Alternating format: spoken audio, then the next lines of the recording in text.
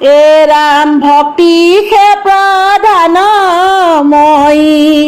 জানিয়া মনত মিলি লওঁ উৎসুক মূৰৰ সংগত ৰাম ভক্তি পদ শ্লোক চয় কৰা কথা ন শুনা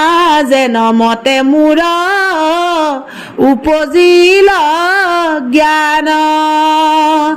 ভক্তিয়ে যে বোলে প্ৰধান মই এইটো কথা মনত জানি মোৰ ইচ্ছা মিলিলে বুলি কৈছে। মিলিল উৎসুক মোৰ আৰ সংগ্ৰহত,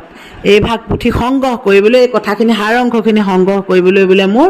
ইচ্ছা মিলিলে সেইবুলি কৈছে। ভক্তি পৰ শ্লোক চয় কৰা এক থান শুনা যেন মতে মোৰ উপজিল জ্ঞান। মোৰ কেনেদৰে এইখিনি একগোট কৰিবলৈ শ্লোকখিনি মোৰ মানে জ্ঞান উপজিলে এই কথাখিনি শুনক বুলি কৈছে, শুনিবলৈ কৈছে, মানে শুনা বুলি। এ ৰাম ভাগৱত নামে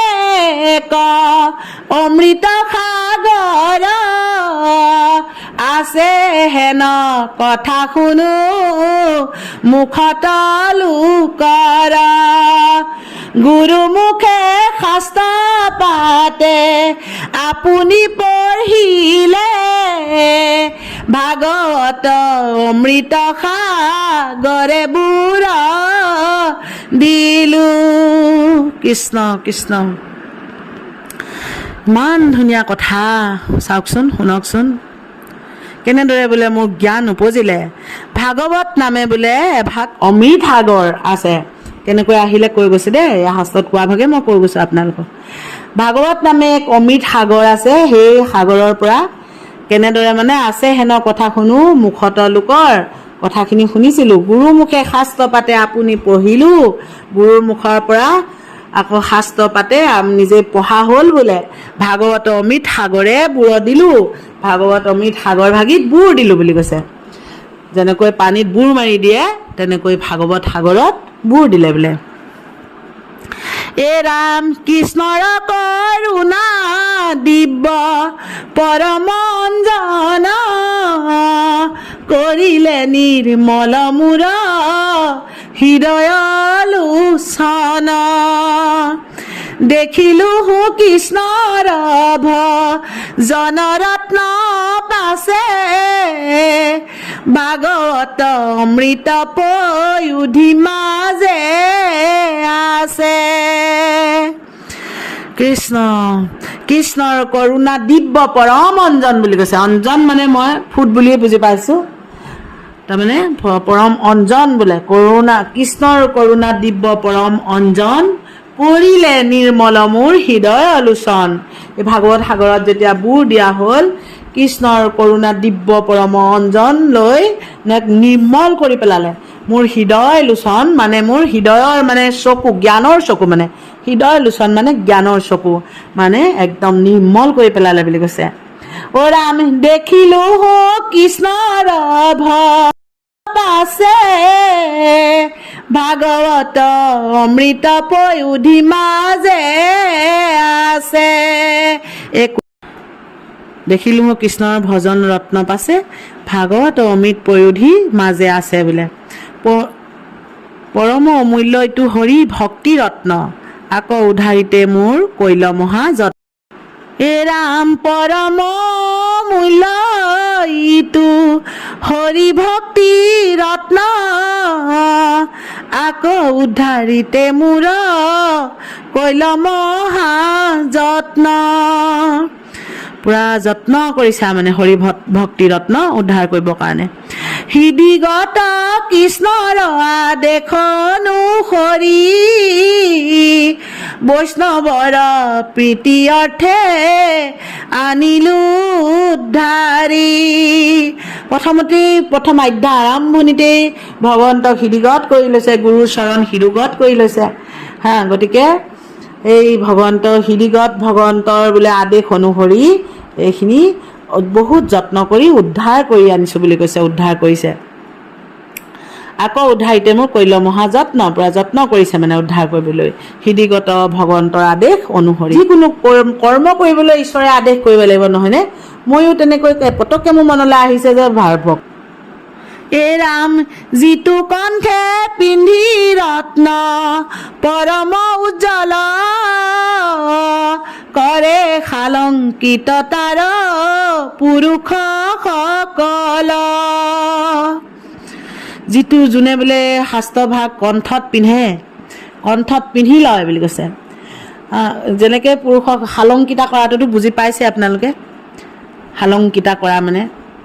একেবাৰে মানে শালংকিতা কৰি পেলাই মই ইমান নিজে বুজি পাইছোঁ বস্তুটো বুজাব জনা নাই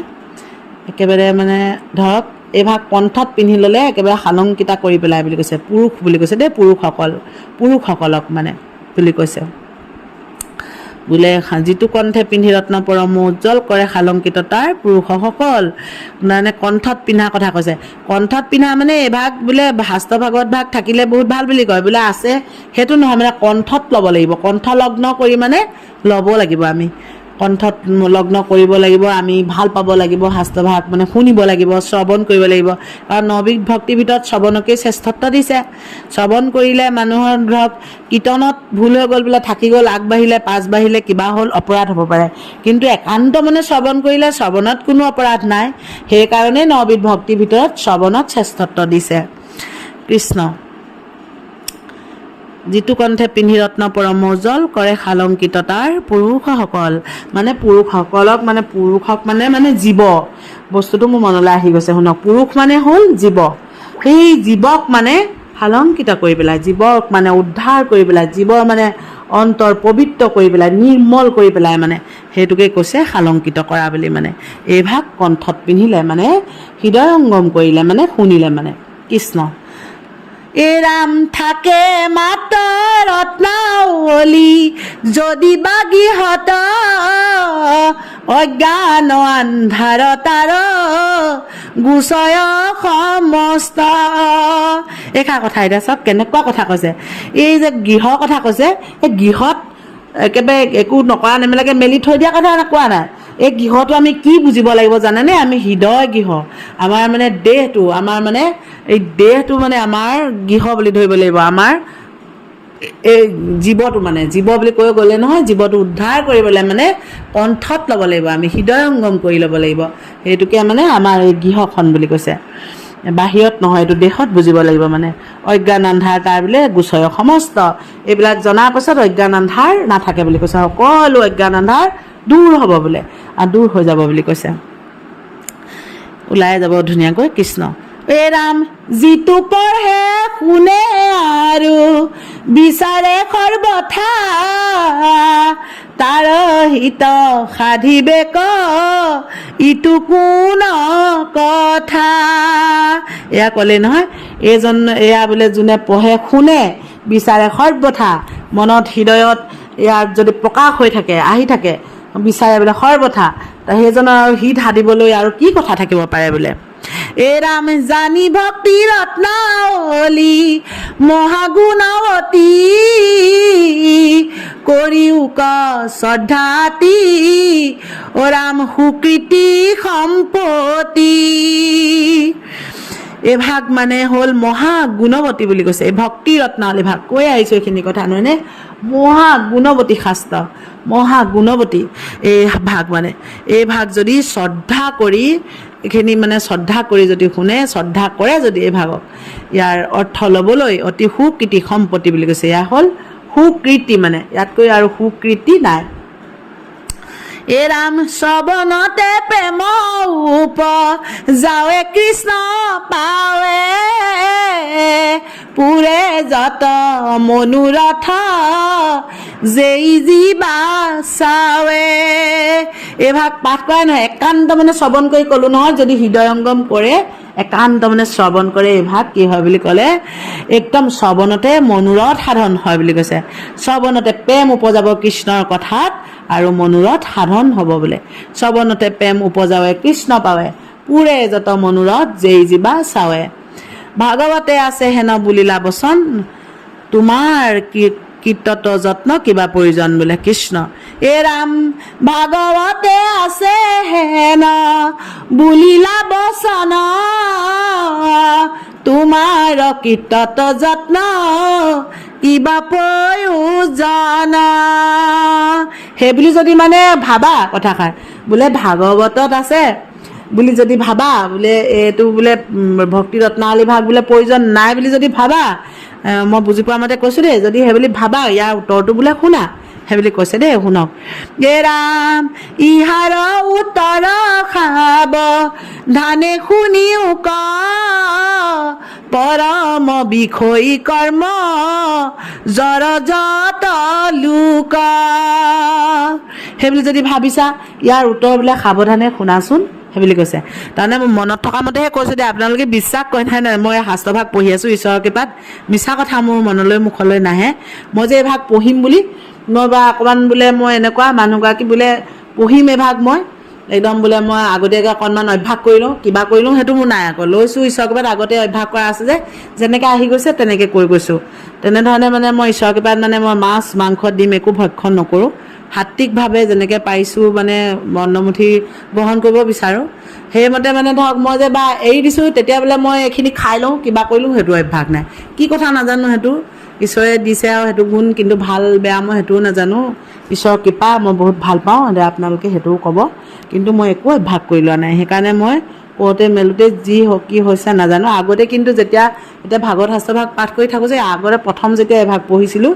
ইমানেই ভাল পাওঁ মানে ইমানেই মানে হৃদয়ত লৈছিলোঁ ইমান ভাল লাগে পটককৈ মানে মোৰ সেনা মনত পৰিছে মোৰ ভক্তি ৰত্নাৱলী ভাগ মই বহুত দিন পঢ়া নাই সেইবুলি মানে মনত পৰি গৈছোঁ মানে গুৰুগৃহলৈ দৌমে কিন্তু পাঠভাগ কৰিলোঁ নহ'লে ভিডিঅ'টো কেমেৰা কি মোৰ স্পীকাৰ বেয়া গতিকে বোলো নাই লগতে কৰিয়ে পেলাওঁ অডিঅ'ই কৰি পেলাওঁ বুলি কৰিছোঁ কৃষ্ণ আৰু কেতিয়াবা এনেদৰে ভিডিঅ' দিম অডিঅ' দিম দেই কৃষ্ণ আপোনালোকে যদি কয় সদায় বাৰু ভিডিঅ'কে দিম কিন্তু আপোনালোকে যি কয় ক'বচোন কৃষ্ণ এইখন শেষ কৰি পেলাওঁ বেছি নাই এভাগ আধ্যা গ্ৰন্থ আৰম্ভণি আধ্যাভাগ তাৰপিছত বিৰচনবিলাক ওলাব মোৰ মনত থকা মানে ইয়াত মানে প্ৰশ্ন কৰি যাব উত্তৰ দি যাব প্ৰশ্ন কৰি যাব উত্তৰ দি যাব তেনেকুৱা হ'ব এই প্ৰশ্ন উত্তৰ আৰম্ভ হৈছে আৰু ধৰক শেষত কৃষ্ণ সেই কথাষাৰ ক'বলৈহে মই কথাটো ক'লোঁ যে মই একো অভ্যাস কৰা নাই কৃষ্ণ পৰম বিষয়ী কৰ্ম জ্বৰ যত লোক এইকণ পাওঁতেনে মোৰ মনলৈ আহিছে মানে কথাখিনি ইহাৰ উত্তৰ সাৱধানে শুনিও ক পৰম বিষয়ী কৰ্ম জ্বৰ যত লোক এই মানে আমি মানে এই পৃথিৱীৰ লোকসকল আমি মানে পৰম বিষয়ী মানে মনটো মানে আমাৰ বিষয় কৰ্মতে মানে বেছি আবদ্ধ হৈ থাকে কিন্তু আমি যে নাভাবোঁ যে বোকাত যেনেকৈ পদুম থাকে আমি তেনেকৈ থাকিবলৈ বিচাৰিব লাগে বোকাৰ পদুম ফুল পাহকটোক বোকাই লেপিত নকৰে তেনেকৈ আমাৰ সংসাৰখনত আমি তেনেকৈ থাকিব চাব লাগে ধৰক এতিয়া আমি সংসাৰখন চলাই নিব লাগিব এতিয়া আমি এগৰাকী গৃহিণী গতিকে আমাৰ ভগৱন্ত যেনেকৈ ভগৱন্ত আমাৰ চবৰে সকলোৰে আমাৰ হ'ল ভগৱন্তই ঈশ্বৰ তেখেতে পুৰুষ আমিতো সকলো প্ৰকৃতি আৰু পুৰুষক আকৌ পুৰুষ মানে জীৱৰ লগত তুলনা কৰিছে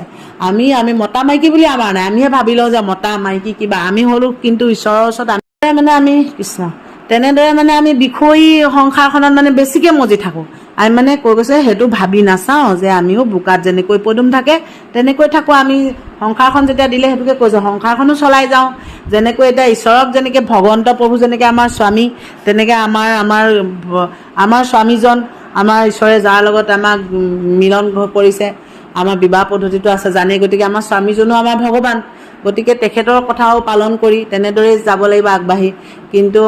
মোক এনেকুৱা এটা ধুনীয়া কথা কৈ থৈছে মই জীৱনতো নেপাহৰোঁ বোলে হ'ব তুমি ঘৰৰ গৃহ কৰ্মকণতে লাগি মোক ৰন্ধা বঢ়াকণ তুমি নিজৰ হাতে খুৱাই ঈশ্বৰ চিন্তা কৰিবা নামঘৰলৈ যাবা হেৰি কৰিবা তুমি এইখিনি ভাল পোৱা এইখিনিকে কৰিবা এনেকৈ মোক কৈছিলে মই সেইটো কথা মই হৃদয়গত কৰি ল'লোঁ তেখেতে যি কয় মই শুনো ঈশ্বৰক ভাল পাওঁ মই স্বামীৰ কথা শুনো আৰু মানে মই যেনেকৈ বোলে মই অকলে নামঘৰ যাম কিবা সেইটো নহয় স্বামীৰ লগত কেনেকৈ যাওঁ তেখেতেও কেনেকৈ শুনক মোতকৈ মেইন তেখেত হ'ব লাগিব নহয়নে তেখেতে আগবাঢ়ি গ'লেহে আকৌ মই ভক্তি কৰিলে লাভ হ'ব তেনেকুৱা নিচিনা গতিকে আমি মাইকী মানুহ আমি লাও যিমান হ'লেও বোলে পাতৰ তল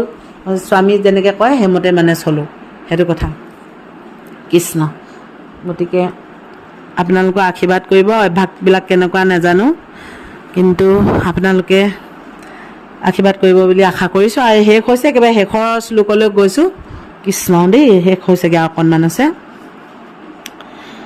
সেই বিষয়ী সংসাৰখনত যে আমি কেনেকৈ থাকিব লাগে সেইটোলৈ ক'লোঁ। মানে তেনেকৈ সেইখিনিও পালন কৰি যাব লাগিব। আমি স্বামী ধৰ্ম পালন কৰিব লাগিব, ল'ৰা ছোৱালী চাব লাগিব, ঈশ্বৰৰ কৃপাত ল'ৰা ছোৱালীকো ভালমতে শিক্ষা দি মানে আগবঢ়াই। সেইটো কাৰণে কৈছোঁ যে বিষয়ী কৰ্মত মজি থকাৰ কাৰণে কি হয়, পৰম বিষয়ী কৰ্ম জৰ যত লোক, ইহাৰে উত্তৰ সাৱধানে শুনিও ক, পৰম বিষয়ী কৰ্ম জৰ যত লোক। কি কাৰণত মানে এই ৰত্নাৱলী ভাগত মানে আমি বেছি মন দিব লাগে সেই কথাখিনি এতিয়া কৈ শেষ হ'বগৈ, আধ্যাভাগ শেষ হ'ব দেই। গ্ৰন্থ আৰম্ভৰ আধ্যাভাগ শুনক। কৃষ্ণ। এ ৰাম লাগিবে লাখ বহু কথা শুনি তাৰ, এক কথা শুনিবে শকতি আছে কাৰ। বিষয় সংসাৰখনত মজি থকাসকলে মানে সময় নাপায় যে, সময় নোপোৱাৰ কথা কৈছে। সেই সকলোৰ যে এই ভাগৰ প্ৰতি কেনেকৈ মন আহিব সেই কথাখিনিকে ওলাইছে দেই, শুনক ওলাব। হ'ল যে লাগিবে আলাস বহু কথা শুনি তাৰ, এক কথা শুনিবে বোলে শকতি আছে কাৰ। তেনেকুৱা জনৰো কি হ'ব সেইখিনি ক'ব। নাহিকে আলাস যাৰ শ্ৰদ্ধা শুনি বাক, লাগে তাৰো অৱশ্যে কুটুম্ব পুখি বাক। সেই তেনেকুৱা বিষয়ীজনৰো মন আহিব এই ভাগশাস্ত্ৰৰ প্ৰতি। আকৌ যোনজনৰ মানে আলাহ নালাগে, কিন্তু ঈশ্বৰৰ কথা শুনিবলৈ আলাহ নালাগে, কিন্তু শ্ৰদ্ধা আছে তেওঁৰ, শ্ৰদ্ধা থাকিলেও তেওঁ কুটুম্ব পুহিব লাগে, ঘৰখন পুহিব লাগে। অকস্মাতে মানে ৰৈ দিলে বা ঈশ্বৰৰ কথা শুনিবলৈ ভকত বৈষ্ণৱৰ ওচৰলৈ গ'লে বা শুনিবলৈ, নামঘৰলৈ যাবলৈ, কিবা কৰিলে বা ঘৰত পাঠ কৰিবলৈ শুনিবলৈও মানে সময় নাই একেবাৰে, কুটুম্ব পুহিব লাগিবই, মানে কৰিবই লাগিব। সেইজনৰো মানে কি হ'ব সেইটো কৈছে। নাপায় অৱসৰ ভাগ অতনো শুনিব, মোৰ ইটো কীৰ্তনতা হাৰ শ্ৰদ্ধা হৈব। এই মনটো থাকিলেও সময় নাপায়, অৱসৰ নাপায়। সেই কৈ গৈছিলোঁ যে অৱসৰ নাপায়